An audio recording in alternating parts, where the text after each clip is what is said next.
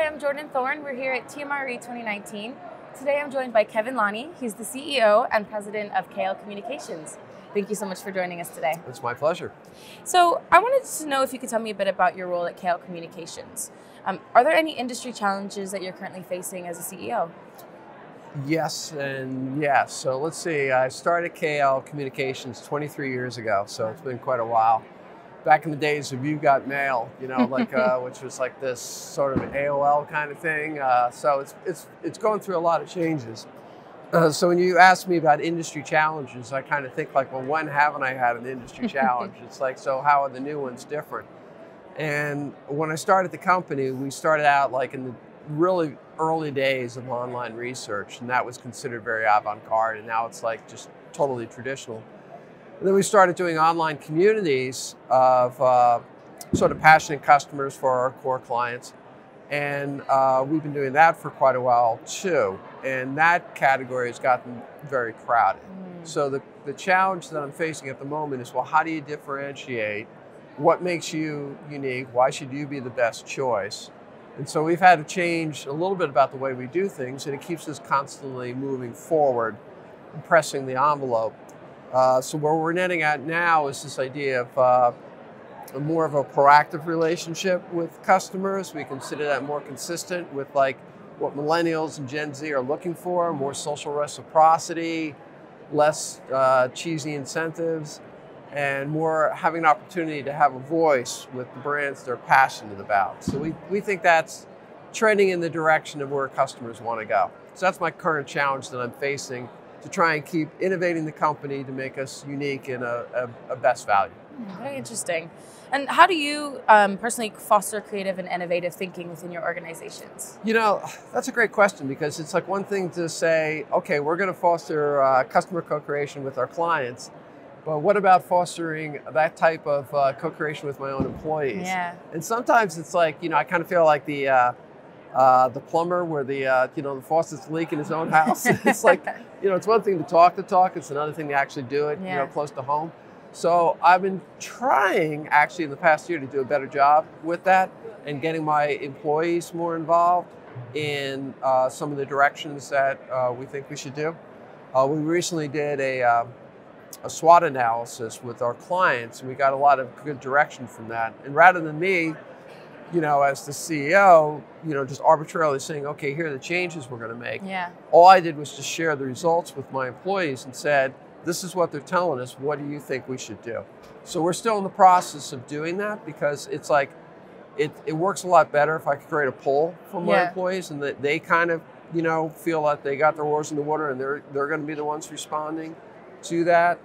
We got the back conferences here. We got TMRE, and then we got Back End of Innovation. I just saw this presentation from the Director of Innovation for Google, Frederick Furt, and he was talking about, if you really want to get that, you got to get people in a psychological safe place, and you don't challenge them. It's like you ask questions and let them try to answer it, and it's more like yes and type thing. Yeah. So it's a matter of creating that comfort zone and, sort of empowering them.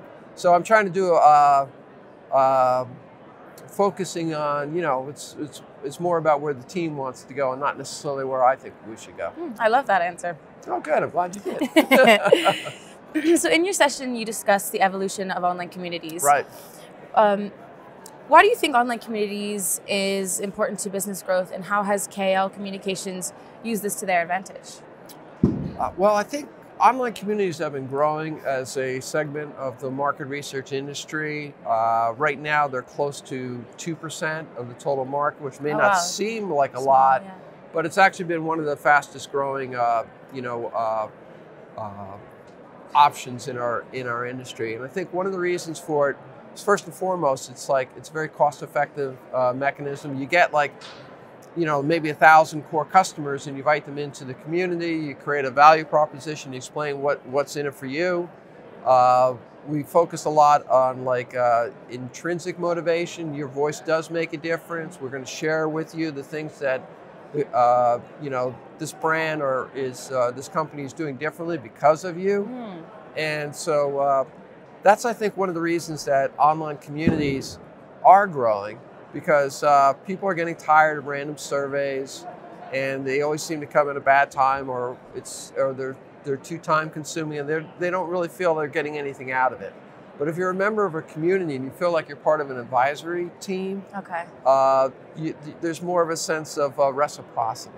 So I think they're going to continue to grow, and to foster that, we need to create more tools to help the customers feel empowered, rather than just traditional market research tools, which are kind of reactive and passive. Okay, very interesting. Oh. So what role does AI play in automating market research online communities, and how do you foresee its role being maybe 5 to 10 years down the line? Well, it's hard to see like 5, 10 years out, but right now AI is making big changes within the industry, and we need to embrace it as well, because we want to be as cost effective as possible. Yeah. And also want to like respect my people's time. So if anything we can offload to automation and AI, so it allows them to focus on really finding the story and the narrative, and helping our clients understand what the issue is, or what our customers feel that the solution is. I mean, that's what we want to do. Yeah. And so there's different things. One is in terms of the, like as I indicated, with the deliverables, making that easier for our people, so they focus on more of the high-end learnings. Okay. The other thing is making our dashboards more interactive, more entertaining, more visually pleasing. If one of our clients is in a meeting and they say, what's going on with this segment, they're able to call up the dashboard and see it, or maybe call for a polling question, and we can have results for them later that day. So that's kind of cool. And then the final thing is like a better integration of through APIs of third-party software. So we do online communities, which is like, it's a hub of different research activities. And why our proprietary platform provides a lot of great tools, there are a lot of things being designed all the time. So we like to be able to capture that and offer that to our clients as well, and make it seamless as something we can offer within the community. So a lot of really cool stuff, and I'm sure a lot of more 5, 10 years down the road, I'm sure it's going to be wonderfully different too. Have you seen anything at the event that any kind of new technologies that you could potentially see being integrated into your software? Well, one company that's out here is VoxPopMe, which does a great job with video integration, and they, through open-ended questions, and then they capture it, and they're able to like use text analytics to give you a real overview of like what folks are saying, and we're now integrating them into our platform as well too. So yeah, so that's just an example of another third-party integration, and I'm sure there'll be a lot more to follow. Very interesting. And so we talked a little bit about some other kind of newer technologies. Yeah. Are there any disruptive tools available currently, and do you see any potential impact on the product innovation? Well, one of the tools that we've developed ourselves as part of answer that question, Jordan, is that we've created our own methodology called crowd weaving. And it gets back to what I said before about trying to make the relationship with customers more of a quid pro quo, and empower them to really have a voice in helping to solve our clients' business challenges. So this is an opportunity for, as a company has a business challenge, where we can get customers involved at the very inception of how they might try to solve that. And then the way that their customers try to solve it, we then share with their internal creative team. And then they can observe that and be inspired by how customers are feeling and thinking, and become empathetic to what they're doing, and use that to create perhaps new concepts or new products and solutions. Because typically it's been more a matter of like, R&D creates these things, and you run it by the consumer and see like, is this going to work or not? This way, you're actually using customer inspiration at the very beginning to get to a better starting point. So it's not like where you're outsourcing to customers, but you're trying to use customers to inspire your own creativity.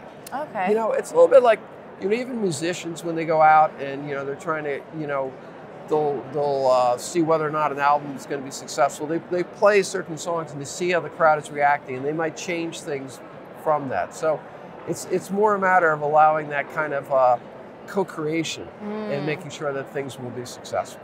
Amazing. And for someone who would potentially want to be part of an online community, how could they approach doing that? Or is it, do you sort of pull from the actual customers? We actually, typically our clients will have a database of customers, and we'll explain the value proposition of the community. It's, you know, like an advisory board, if you will. And then that appeals to quite a few people. And then once we do that, and we get them in, the community is varying in size from, like, you know, several hundred to, we have ones that are over 10,000 members. Wow, okay. And then it is a matter of, like, sharing back with them, you know, what the client is now doing because of the input that they have provided. Yeah. And I think that's, you know, again, I'll harken back to the idea of, like, social reciprocity. It's like, you know, okay, I don't have time for a random survey because, you know, A, I don't feel you particularly care what I have to say, and it's intrusive. But if I'm getting the direct feedback that my opinion is really making a difference in what you're doing, and I'm being respected for my time, then I'm willing to participate. So I think it's trying to create, again, something a little bit more organic and something that makes sense to people. Yeah. You know, I think, you know, people like to have their opinions heard and be valued from that. So we're trying to make that happen. Sounds like a great way to keep them feeling valued and your because, you know, we're competing against, like, they could be, you know, on Instagram or Facebook or, you know, any other form of social media. So why do they give us 15 minutes of their time? You know, it's like, you know, it's the same sort of feeling. Like, you know, give me something back, make me feel like this is a good use of my spare time. Yeah. So we're very focused on that. Amazing, it makes sense. To finish off, can you briefly describe what customer co-creation is and how the principles of design thinking factor into it? Well, customer co-creation is essentially, again, helping understand things from the customer's point of view. And then, you know, typically, you know, the customer gets involved a little bit later in the process, and it's in a reactive type way. You know, I've already created the concept, or here's the product, what do you think of it? And they critique it. But they really had nothing to do with the design of that concept or that product. So the idea of the customer co-creation is to allow them to get at the forefront, at the inception, help, you know, come up with ideas like, you know, I need a product that does this. And if you're a really good creative and you're watching this, that really channels some ideas. And it's like, well, I could do this, or I could go in this direction. So what you want to do is put the customer at the beginning, use them as inspiration. So it's kind of like, you know, you've got this great internal creative talent and you want to make them even better. And then you're more likely to create something that's going to actually succeed. So I'm thinking of something that works on all accounts. I think it works for the customers because they feel they've had a lot of influence in terms of how this product was formed. And it helps the creatives too, because, or even R&D departments. Because all they want to know is, like, let me create something that people actually want. And so this is a way of getting there with more confidence. Incredible. It sounds you're really sort of taking a lead in the market and listening to your customers and the audience. So yeah, we're kind of treading in different worlds because, you know, obviously we started in market research. We're kind of treading on the innovation space now too. So it's kind of fun. Sounds like an exciting time. It is. So you're breaking out of your bubble a little bit, you know, and you're just finding, like, you know, because we've always been the champion and the voice of the customer. Now the customer's voice has traditionally been passive and reactive, but if we're going to make it more dynamic and allow them to be part of the process, then we have to raise our game up too. So that's kind of fun, because now we're dealing not only with insights departments, but sometimes innovation departments, and so it's a whole new ball game for us. Territory, yeah, exactly. So it's fun. Amazing. Well, thank you so much, Kevin, for speaking to me. It's been great. My pleasure. Thank you. All right.